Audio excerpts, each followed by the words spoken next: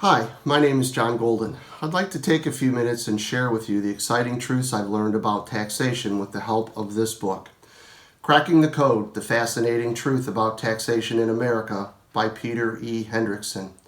But first, before I provide you a few facts and my proof of those exciting truths, I'd like to provide some additional information about me personally. I currently reside in the state of Indiana, and I work for a large publicly traded company as an engineer. Previously, I lived in Michigan, where 3 of my previous year's tax returns were filed. Those returns were for 2016, 2017, and 2018. It's those returns that I'd like to focus on in a few minutes, providing additional details and the victories that go along with them. But first things first, let me assure you this book and my story are all about the truth, the facts, and the law. And unfortunately, the truth about lawful taxation for most Americans is not what they believe it to be. It's not what traditional tax preparation teaches us, and certainly not what the Internal Revenue Service wants us to believe. Regarding the facts and the law, again, I'm here to assure you that this book and my story have nothing to do with some loophole mentality, nor do they have anything to do with a dangerous or illegal filing process. Quite the opposite, actually. Next, and from a general perspective, I'm confident you'll agree with me that most Americans have never actually read the laws as they apply to lawful taxation. As I believe, we all share a responsibility to speak the truth and enforce our rights under the Constitution. I've learned that the words that make up our tax laws and those of our Constitution say what they mean and mean exactly what they say. Keeping in mind that the majority of what I'd call America's founding fathers were well-educated men of law and government, our Constitution and laws were purposefully and judiciously written. This is truly a case of knowledge and understanding equals power. The power to take back control of what is lawfully ours, our money. It is our right and our heritage, lawfully so, and if not for ourselves, then for our children and grandchildren. Because the longer we wait, the more we allow our rights to be diminished. Now I'd like to share a few facts along with my proof of those exciting truths as I mentioned earlier. As part of my full disclosure, I'm battling my 2016 federal claim involving a notice of deficiency and frivolous penalty. But because of my newfound knowledge and understanding of the applicable laws, I know the law is on my side. I now see their desperate attempts to keep my money are just that, desperate attempts based on erroneous information void of any legal merit. On the brighter side of this 2016 issue is this letter right here, received from the Internal Revenue Service October 30th, 2017.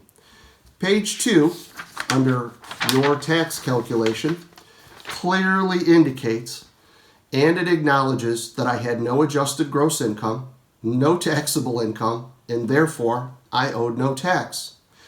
By the way, I'm sure Pete will post these on the website in the near future, so you'll be able to get a better look at all my documents soon.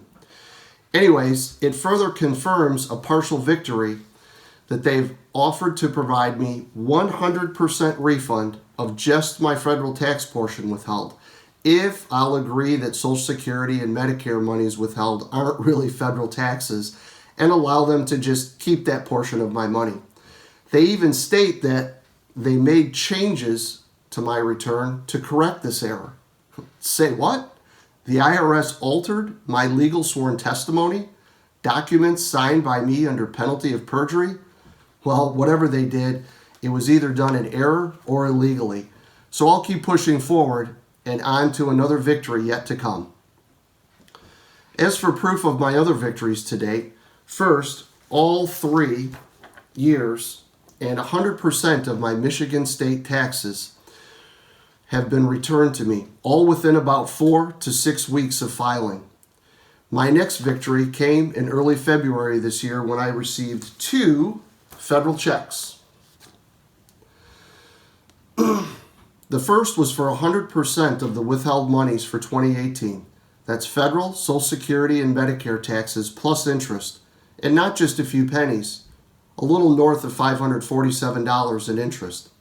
The second check was but a small balance from my 2016 2017 claim for refund. I thought it odd at the time until I received another letter a week later with the explanation. The service processed my 2017 return, again issuing 100% credit for federal, Social Security, and Medicare tax monies withheld, again over $500 in interest. They just decided to keep my refund, my overpayment plus their addition of interest, and apply it to the fictitious 2016 deficiency and penalty they claim I owe. Again, I'll continue to push forward knowing the law is on my side, and throughout all our written correspondence, not only has the service failed to respond directly to any of the numerous questions I've asked and clarifications I've requested, but they have further failed to provide one shred of evidence directly attributed to my tax returns indicating any actual wrongdoing or any actual misapplication of the tax laws. Not one specific thing. And all of this has taken place in direct violation of publication number 1, the Taxpayer Bill of Rights.